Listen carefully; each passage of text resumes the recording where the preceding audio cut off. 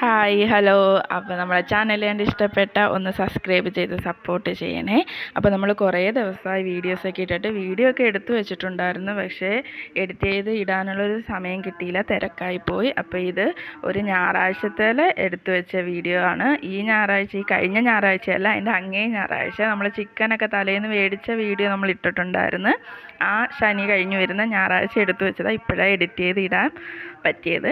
അപ്പോൾ ഒരു ബിരിയാണി ഉണ്ടാക്കാമെന്ന് വിചാരിച്ച്. അപ്പം സാധനങ്ങൾ ഒരുപാട് കുറവാണ്. പുതിനയില, പൈനാപ്പിള്, കശുവണ്ടി, പിന്നെ മുന്തിരി, ഉണക്കമുന്തിരി, ഇങ്ങനത്തുള്ള ഐറ്റം ഒന്നുമില്ല. കയ്യിലുള്ള സാധനങ്ങൾ വെച്ചിട്ട് കുക്കറിൽ ബിരിയാണി ചെയ്യാമെന്ന് കരുതി. കുക്കറിൽ ഇതുവരെ ബിരിയാണി വെച്ച് നോക്കിയിട്ടില്ല. അപ്പോൾ ഒന്ന് പരീക്ഷിക്കാമെന്ന് കരുതി. കാരണം അരി കുറച്ച് ഇരിപ്പുണ്ടായിരുന്നു. അപ്പോൾ അരി കുറച്ചും കൂടി ഇരിക്കുമ്പോൾ പിന്നെ ഇതത് ചീത്തയാണ്. അപ്പോൾ അതിൽ നിന്ന് കുറച്ചെടുത്ത് ഇങ്ങനെ ബിരിയാണി ആക്കിക്കഴിഞ്ഞാൽ ചിക്കനും ഉണ്ട്. അപ്പം അതങ്ങ് ബിരിയാണി ആക്കാമെന്ന് കരുതി. അരി നശിപ്പിക്കണ്ടല്ലോ, പെട്ടെന്ന് അരി തീർക്കാം എന്ന് കരുതിയിട്ട് ബിരിയാണി ആക്കാമെന്ന് കരുതി.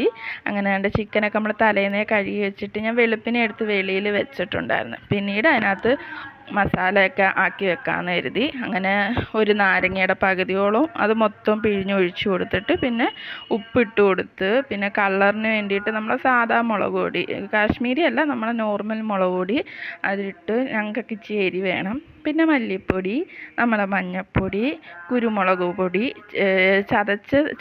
ചതച്ചതായിട്ടാണ് ഞങ്ങൾ നല്ലോണം അങ്ങ് പൊടിക്കത്തില്ല, ഇച്ചിരി ഇങ്ങനെ കടിക്കാൻ കിട്ടുന്ന രീതിയിലാണ് കുരുമുളക് പൊടിച്ച് വെക്കുന്നത്. പിന്നെ നമ്മളെ നോർമൽ മസാല ഉണ്ടല്ലോ, ഗരം മസാല, അത് വീട്ടിൽ തന്നെ ചെയ്തതാണ്. പിന്നെ ചിക്കൻ മസാല അതും വീട്ടിൽ തന്നെ പൊടിച്ച് വെച്ചതാണ്. പിന്നെ അതെല്ലാം ഇട്ട് കഴിഞ്ഞിട്ട് ആവശ്യത്തിന് തൈര് ഒഴിച്ച്, പിന്നീട് പുതിനയില ഇല്ലായിരുന്നു, മല്ലിയില ഉണ്ടായിരുന്നു. അതിന് മുമ്പ് നമ്മൾ വറുത്ത് ഇത് സവാള മാറ്റി വെച്ചിട്ടുണ്ടായിരുന്നല്ലോ, അങ്ങനെ പിന്നെ അത് അതിനകത്ത് പകുതി മുക്കാലോളം ഇട്ട് കൊടുത്ത്, ചോറിൻ്റെ മേളിൽ കുറച്ച് മതിയല്ലോ, അപ്പോൾ അതും ഇട്ട് കൊടുത്തിട്ട് നമ്മൾ ഉള്ളി മൂപ്പിച്ച എണ്ണയിൽ നിന്ന് ഒരു ടേബിൾ സ്പൂൺ എണ്ണ ഒഴിച്ച്, പിന്നെ ഒരു സ്പൂൺ നെയ്യ് ഒഴിച്ച്, പിന്നെ മല്ലിയില, പുതിനയിലയും ഒന്നും ഇല്ലാത്തതുകൊണ്ട് അതൊന്നും ഇട്ടില്ല. കുറച്ച് മല്ലിയില ഉണ്ടായിരുന്നു, കുറച്ച് ഞാൻ മാറ്റി വെച്ച്, നമുക്ക് അവസാനം ഇടണമല്ലോ. പിന്നെ എല്ലാം കൂടി ഇട്ട് ഞെവിടി, ഈ എണ്ണ വേണമെങ്കിൽ ഒഴിച്ചാൽ മതി, ഞാൻ പിന്നെ കുറച്ച് അധികം എണ്ണ അതിൽ ഇരിക്കുന്നുണ്ട് കുറച്ച് ഒഴിച്ച്. പിന്നെ ആദ്യം ഇടേണ്ട സാധനമായിരുന്നു ഇഞ്ചി, വെളുത്തുള്ളി, പച്ചമുളക് ചതച്ചത്, പക്ഷേ ഞാൻ മറന്നുപോയി. പക്ഷേ പിന്നെ ഓർമ്മ വന്നപ്പോൾ ഫ്രിഡ്ജിൽ വെക്കുന്നതിന് മുമ്പ് ഞാൻ എടുത്ത്, പിന്നെ അത് എല്ലാം മിക്സ് ചെയ്തിട്ട് ഒരു 3 മണിക്കൂറോളം അതൊന്ന് റെസ്റ്റ് ചെയ്യാനായിട്ട് വെച്ച്, ഫ്രിഡ്ജിലോട്ട് വെച്ച്. അപ്പോഴത്തേക്ക് അത് വെച്ച് കഴിഞ്ഞിട്ട് ഞാൻ വെച്ചാൽ ആ പെരയൊക്കെ ഒന്ന് വൃത്തിയാക്കി ബാക്കിയുള്ള ജോലി ചെയ്യുമ്പോഴത്തേക്ക് ആ സമയമാവും. അങ്ങനെ ഒരു 2.25 മണിക്കൂറൊക്കെ കഴിഞ്ഞപ്പോഴത്തേക്ക് ഞാൻ വിചാരിച്ച് അരി എടുത്തിടാന്ന്. അരി വെന്ത് വരുമ്പോഴത്തേക്ക് ചിക്കനും കൂടെ എടുത്ത് അതിൻ്റെ കാര്യങ്ങൾ ചെയ്യാമെന്ന് വിചാരിച്ച്. അപ്പോൾ നമ്മളെ കയ്യിൽ ഇരിക്കുന്നത് ജീരകശാല അരിയാണ്, കുഞ്ഞരി ഉണ്ടല്ലേ, അതായിരുന്നു കയ്യിലുണ്ടായിരുന്നത്. അപ്പോൾ അത് വെച്ച് തന്നെ വെച്ചതും.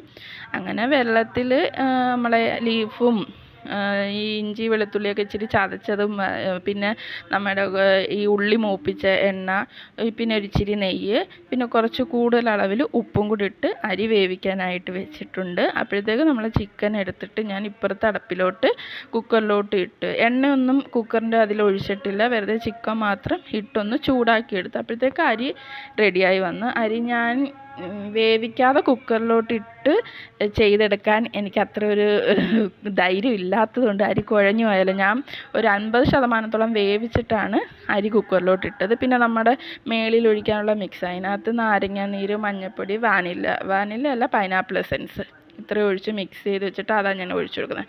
പിന്നീട് ചിക്കനിൽ നിന്ന് നല്ല രീതിയിൽ വെള്ളം ഇറങ്ങുന്നുണ്ടായിരുന്നു. അപ്പോഴത്തേക്ക് ഞാൻ ചോറ് ആ തീ തന്നെ വെച്ചിട്ടാണ് അരി ഇട്ട് കൊടുത്ത്, ചോറിട്ട് കൊടുത്ത്, എന്നിട്ട് പിന്നെ നമ്മൾ ആ എസൻസ് എല്ലാം മിക്സ് ചെയ്ത് വെച്ചിരുന്ന ആ ഒരു കൂട്ടൊഴിച്ച് കൊടുത്തിട്ട് ഇച്ചിരി ബിരിയാണി മസാല വിതറി കൊടുത്ത്, പിന്നെ നമ്മുടെ ഉള്ളി വറുത്ത് വെച്ചിരുന്ന മാറ്റി വെച്ചിരുന്ന ഉള്ളി കുറച്ചിട്ട് കൊടുത്ത്, പിന്നെ കഷ്ടിച്ചുണ്ടായിരുന്ന മല്ലിയില ഇട്ട് കൊടുത്ത്, അങ്ങനെ ഒരു 3 ലെയർ കിട്ടിയായിരുന്നു ചോറ്, 3 ലെയർ ഉണ്ടായിരുന്നു. അങ്ങനെ അത് എല്ലാം സെറ്റാക്കി വെച്ചിട്ട് കുക്കറിൻ്റെ അടപ്പടച്ച് അതുപോലെ വെച്ചു. അപ്പോഴത്തേക്ക് ചേച്ചി നല്ല കട്ട തൈരൊക്കെ വെച്ച് സാലഡ് റെഡിയാക്കി.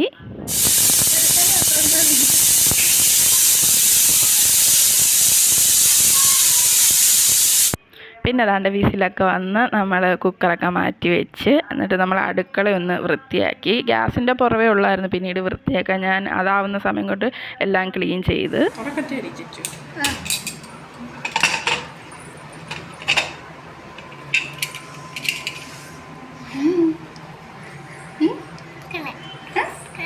ബിരിയാണിയൊക്കെ അത്യാവശ്യം കുഴപ്പമില്ലാതെ വന്നിട്ടുണ്ടായിരുന്നു. പിന്നീട് ഉപ്പ് ഇച്ചിരി ചോറിന് കുറവായിരുന്നു. പക്ഷേ സാലഡും കൂട്ടി കഴിക്കുമ്പം കുഴപ്പമുണ്ടായിരുന്നില്ല.